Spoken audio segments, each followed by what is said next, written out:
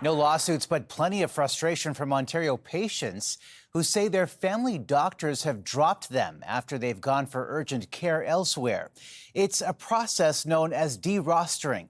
CTV's Adrian Ghobrial on why it's happening. If you're fortunate to find a family doctor in Canada, booking an appointment can at times be a painful experience. Even when you get an appointment, you're waiting a long time before you get to see him.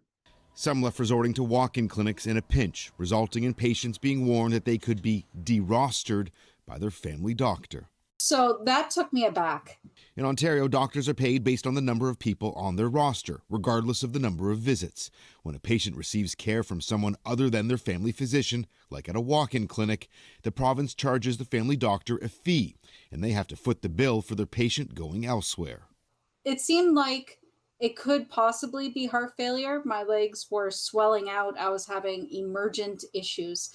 Ashley DeRoche was told it would be weeks before her family physician would be able to examine her condition.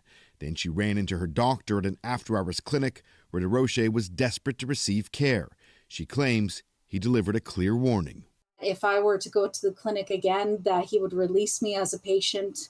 A no-no would be to use that de-rostering term as something punitive, like you're punishing your patient. Dr. Alan Grill believes there's a myth around de-enrollment. While an individual may be taken off a clinic roster, patients should still be able to see their family doctor. Their physician simply won't have to pay a financial penalty should you periodically seek care elsewhere. Roughly 6.5 million Canadians don't have access to a family physician or nurse practitioner. Dr. Grill says that's compounding the issue. Can you imagine if we told children who moved to a new community in Canada that they didn't have access to public schools? Canadians would never stand for that. We need to make sure that we're not standing for the fact that Canadians don't have access to a family physician. There's concerns that the growing doctor shortage across Canada will put additional pressure on patients and the system as a whole. Right here in Ontario, 2.3 million people are currently without a health care provider. Adrian Ghobrial, CTV News, Toronto.